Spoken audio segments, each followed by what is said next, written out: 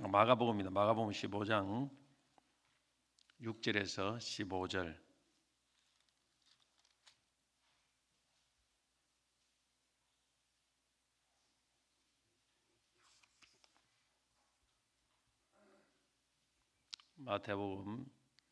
마가복음 15장 6절에서 15절.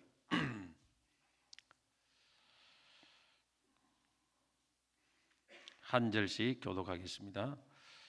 명절이 되면 백성들이 요구하는 대로 제수 한 사람을 놓아주는 전례가 있더니 빌란주, 아린하고 체포된 자주 바라바라 하는 자가 있더라.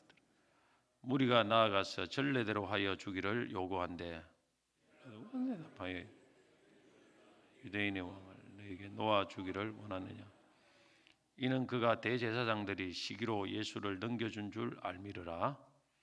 그러나 그 제사장들이 무리를 충동 도리어 바라바를 놓아달라 하게 하니 빌라도가 또 대답하여 이르되 그러면 너희가 유대인의 왕이라 하는 이를 내가 어떻게 하랴.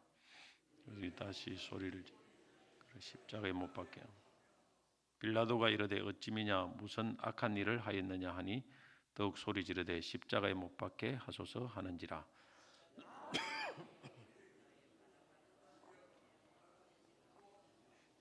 예수는 채찍질하고 십자가에 못 박히게 넘겨주니라. 아멘.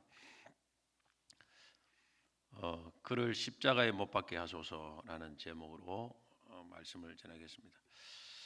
민주주의는 다수결의 원리에 의해서 결정되는 정치 제도입니다. 다수가 다스리는 제도라고 볼 수 있죠. 그러다 보니 이제 정치인들은 사람들을 동원해서 다수의 힘으로 어떤 것을 결정하려고 합니다. 그런데 문제가 있습니다. 그 다수가 진리 편에 서지 못할 때는 민주주의는 심각한 문제를 가져올 수 있습니다. 우리가 이런 피해를 어찌 보면 이 가나안 12정탐꾼을 통해서 잘 알고 있습니다. 12명의 정탐꾼 중에 이분들은 다 그 이스라엘의 지도자급입니다. 아주 유명한 지도자. 그래서 요수아도 들어가 있으니까 최고의 지도자라고 볼 수 있습니다. 이분들이 일중에 10명이 가나안 정복에 부정적이 되니까 온 백성들이 이 다수의 견해에 미혹되어서 그 다수의 편에 서다가 다수와 함께 광야에서 멸망한 것입니다. 여러분들이 예를 쉽게 들어보면 당회원이 12명인데 10명이 전부 다 반대해요. 일반 성도들이 다 그쪽으로 안 쏠리겠습니까? 나는 안 그러겠지 싶어도요. 실제 상황이 딱 놓이면 그러게 됩니다. 이거 하자 그러는데 다 반대하는 거예요. 대부분 못하게 됩니다. 어느 교회고 막론하고 이런 상황이에요. 사실은 사람들은 다수의 편에 서서 안정과 편안을 추구하려고 합니다. 그리고 자기도 모르게 이 다수가 진리라는 이런 생각들을 은연중에 우리가 가지고 있습니다. 이 성경은 있지만은 다수의 편에 서고 싶어요. 그래야 편안합니다. 그러나 성경은 그렇지 않습니다. 성경은 항상 진리 편에 섭니다. 하나님은 진리 편에 섭니다. 사실 예수님이 왜 그렇게 고난을 당했을까요? 어찌 보면은 그 당시에 견고한 유대 교회에 갖고 있는 이 종교 틀을 깨버렸거든요, 사실. 유대인들이 갖고 있는 생각들을 다 깨버렸습니다. 유대인들은 이 구원이라는 거, 복음, 영생이 자기들만 소유한다고 생각했는데 예수님은 그렇지 않아요. 그냥 다 모든 사람 가난하고 이런 사람들에게 퍼뜨려 버리니까 이 자기들이 갖고 있는 종교가 틀이 깨져 버리는 거예요. 그러니 결국 유대인들이 못 견디는 거예요. 그냥 자기들이 기득권을 다 잃어버리니까. 그래서 예수님을 죽이는 거 아닙니까? 정치적인 면을 보면 그런 면이 분명히 있습니다. 성경은 진리 편에만 있습니다. 비록 그 진리 편에 쓴 사람이 소수라고 해도 진리 편에 쓰고 또 결국 그 하나님께서 그 진리 편에 쓴 사람을 이기게 하시는 거죠. 예수님이 십자가 지신 이유도 다수의 잘못된 행포 때문에라고 그 이유 중에 하나가 그거라고 오늘 말씀이 잘 보여줍니다. 예수님이 로마 총독 빌라도에게 잡혀 있는 가운데 총독이 잡은 것보다는 그 유대인들이 대제사장들이 그 예수님을 그냥 끌고 간 거죠. 일종의. 유대인들은 유월절 명절에 백성들이 요구하는 죄수 한 사람을 놓아주는 전례가 있는데 그 전례대로 한 명의 죄수를 놓아주기를 요구를 합니다. 이때 빌라도 로마 총독은 대제사장들이 시기를 해서 예수님을 자신에게 넘겨준 줄을 알고 있었습니다. 총독 정도 되는 사람은 그 높은 지위에 오르기까지 수많은 사람들과 상황들을 경험해 보지 않겠습니까? 수많은 시기 질투 이런 말할 수 없죠. 특히 정치적으로 사람들이 시기하고 미워하여 정적을 죽이려는 시도를 많이 보아왔기 때문에 딱 보면 유대인들의 의도를 캐치합니다. 그런 사람들은 금방 왜 이거 데리고 왔는가? 아무 죄도 없는 예수를 유대인들이 정치적인 시기로 죽이려고 데리고 왔구나. 한눈에 보면 뻑 아는 거예요. 그래서 9절에 보면 뭐라고 합니까? 빌라도가 너희는 내가 유대인의 왕을 너희에게 놓아주기를 원하느냐? 넌지시 물었습니다. 사실 이 사내들인 공의회, 이 종교 지도자들의 공의회에서는 예수님이 자칭 하나님의 아들이라 하는 주장하는 신성모독죄로 예수를 죽이기로 결정을 했어요. 그런데 빌라도에게 넘겨줄 때는 이 죄를 딱 없애버리고 말 안 하고 정치적인 죄를 드러냅니다. 이 왕이라고 한다. 유대인은 왕이라고 한다. 왕이 있는데 자꾸 왕이라고 한다. 이게 반체제 인사지. 반체제 인사. 혁명운동가로 모셔가지고 정치적인 죄인으로 고소를 한 거예요. 그래서 자칭 왕이라고 한다고 고소를 한 겁니다. 그래야 이 뭔가 사형 선고를 받을 수 있기 때문에 그렇게 한 거죠. 속 의도하고 다 숨겨 겉으로 드러난 거 속 의도 숨기면 이 정치하는 사람들 특징이 그렇습니다. 원래 있는 그대로 안 드러냅니다. 그랬더니 대제사장들이 무리를 충동하여 밀란을 꾸미고 밀란 중에 살인을 하고 체포된 바라바를 놓아달라고 사주하게 됩니다. 바라바를. 오늘 말씀에 나와 있죠. 이 정치가 이렇게 무섭습니다. 죄가 없는 사람을 죽이고 죄가 없는 사람을 죄 있게 만들고 죄 있는 사람을 살리는 것이 정치입니다. 그런데 무지한 백성들은 이 정치 지도자의 속셈을 알지 못하고 그들이 선동한 대로 따라갑니다. 이것이 사실 오늘날 정치에서도 그대로 일어나는 것입니다. 백성들이 알겠습니까? 대부분 안다고 해도요, 잘 모릅니다. 대부분. 이때 빌라도가 이렇게 말합니다. 12절에 빌라도가 또 대답하여 이르되 그러면 너희가 유대인이 왕이라 하는 일을 내가 어떻게 하랴? 바라바를 놓아달라고 하니까 이건 살인 저지르고 엄청난 죄인인데 이거 놓아달라고 하고 죄가 없는 예수는 죽이라고 하니까 너희가 유대인의 왕이라는 예수는 어떻게 하겠냐고 하니까 대제사장에게 11절에 보니까 이제 대제사장이 무리를 충동하여 이렇게 이야기합니다. 11절에도 무리를 충동하여 바라바를 놓아달라라. 이게 무리를 막 이렇게 선동했고요. 그냥 데리고 왔든지 정치 집회 사람들을 막 시위하는 사람들 데리고 왔든지 모여라 이렇게 했더니 이래가지고 충동시킵니다. 그러니까 그 사람들이 소리 일제히 지르기를 그를 십자가에 못 박게 하소서 막 소리를 엄청 지르는 거예요. 여론을 선동해서 막 요즘마다 시위죠. 시위 화를 지르고 막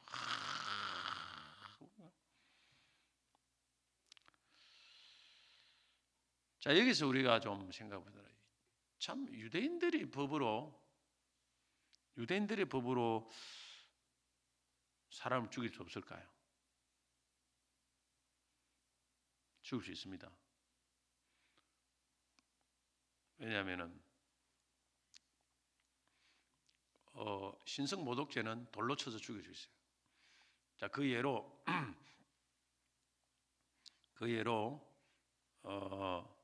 간음한 여인을 예수님 당시에 사람들이 돌로 치려할 때 예수님 막아가지고 죽이지 못하겠죠.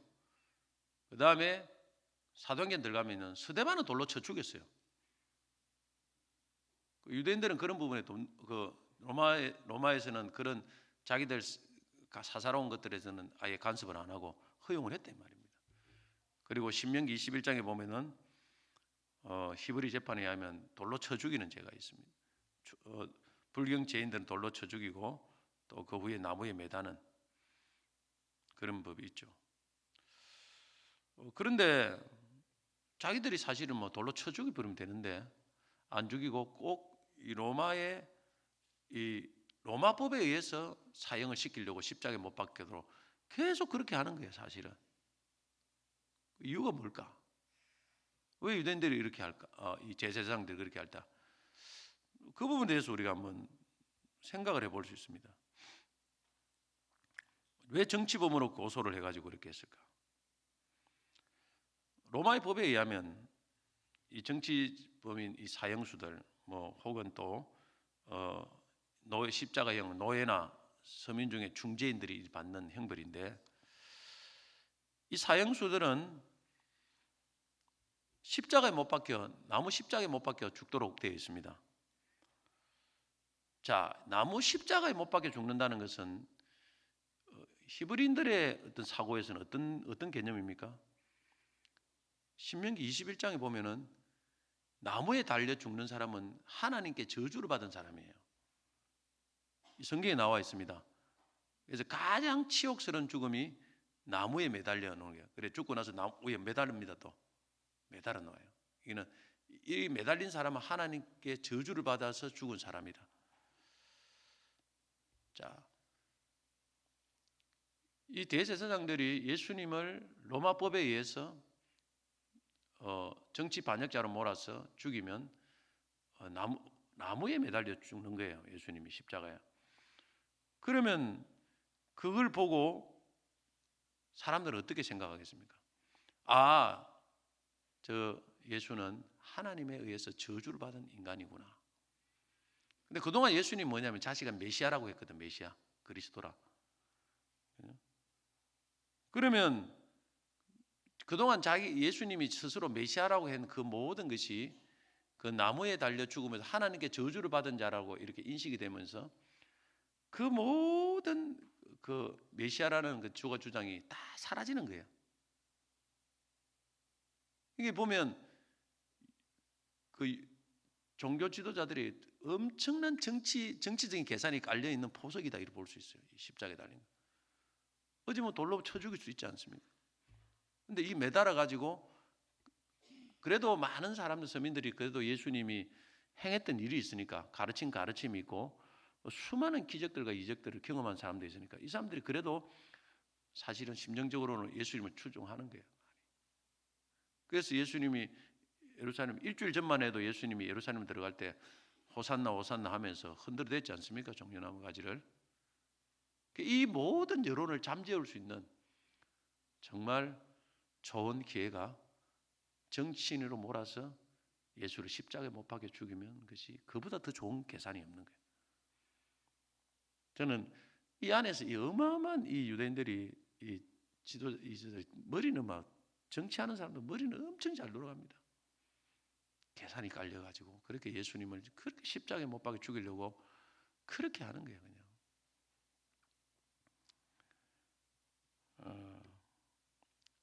세상은 늘 소리를 질러서 진리를 누르려고 합니다. 그 소리가 큰 것이 정의처럼 보입니다. 그 소리는 다수의 소리죠.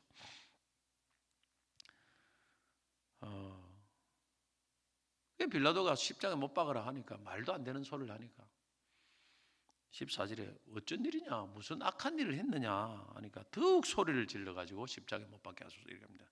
더욱 소리. 이 세상 방식이에요. 힘이죠. 힘. 사람의 힘. 힘을 가지고 막 여론을 갖다 조성해서 더욱 소리를 집니다. 세상은 이렇게 비진리를 진리처럼 소리 지르면서 지르고 있는데 우리는 진리를 외치지 못해요. 두려워서.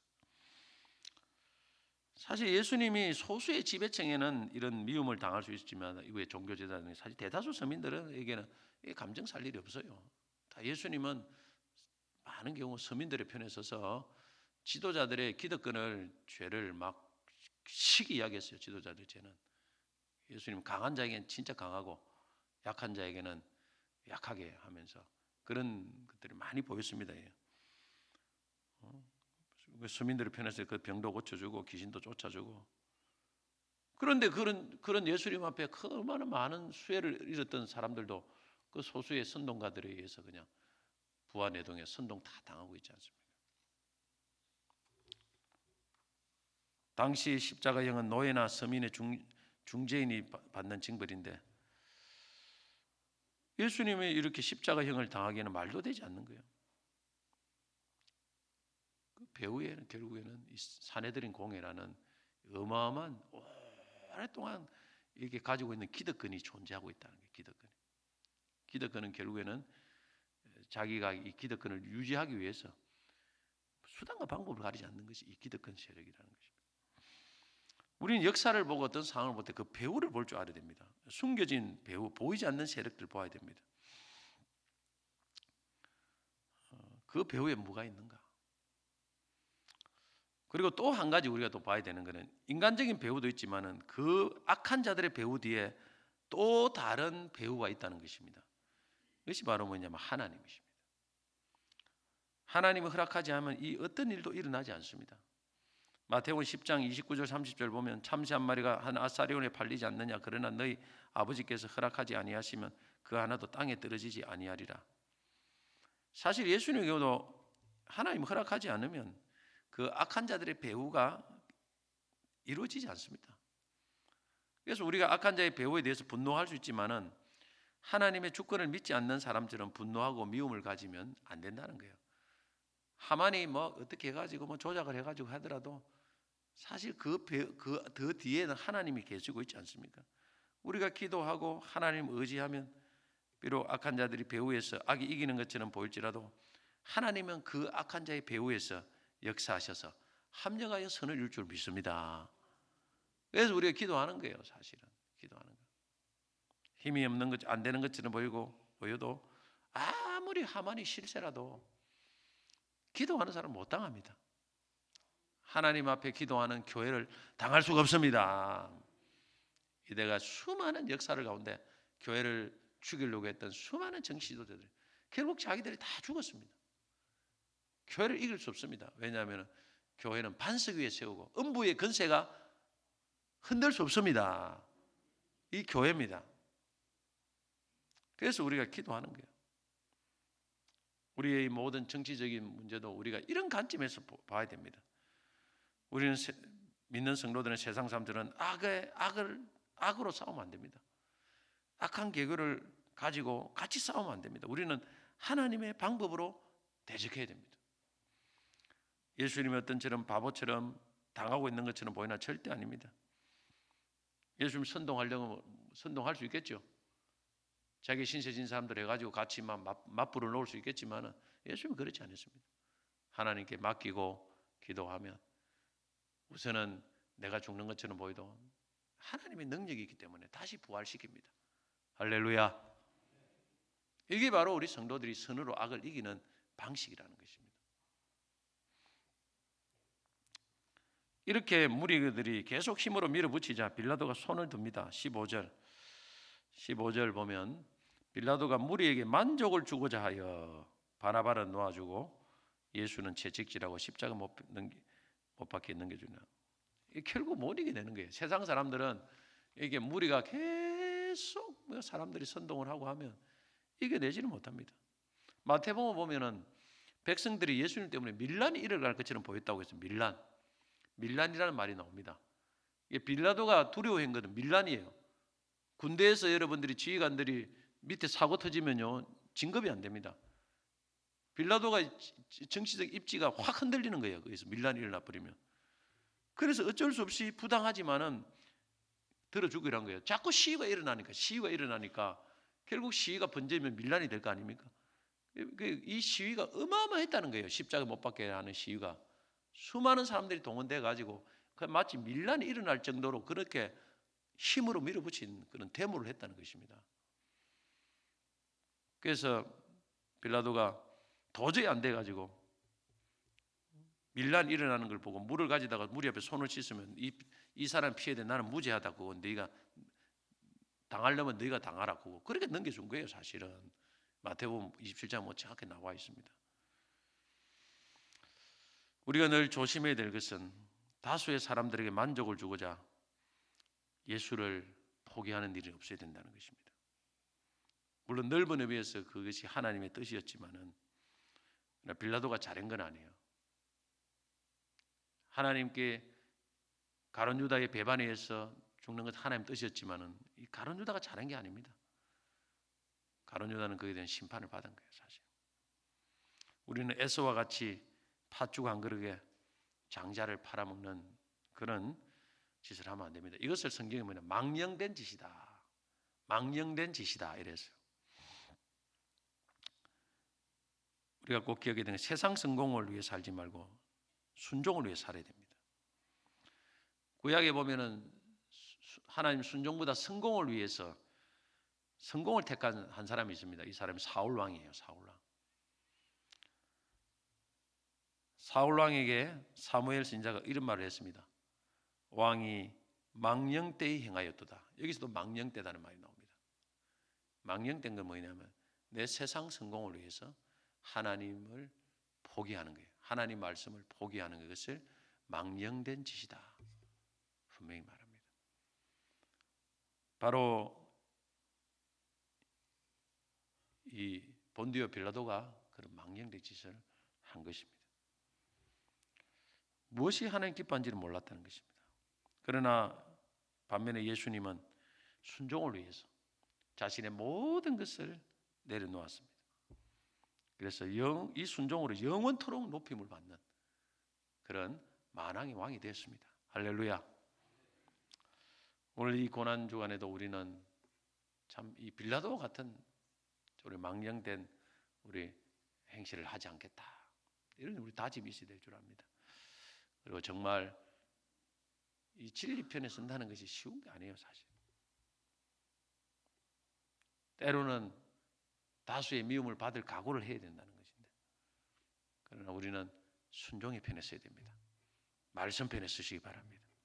진리 편에 서서 그렇다 싸우는 게 아니고 묵묵하게 그 진리 편에 서서 고난을 감수하고 그렇게 걸어 나가는 이것이 십자가의 길이고 예수님이 걸어가신 길입니다. 그래서 우리 성도들도 그런 십자가의 길, 고난의 길을 잘 하나님 의지하면서 걸어가시는 그런 귀한 성도님들이 다 되시기를 주의 이름으로 축복합니다.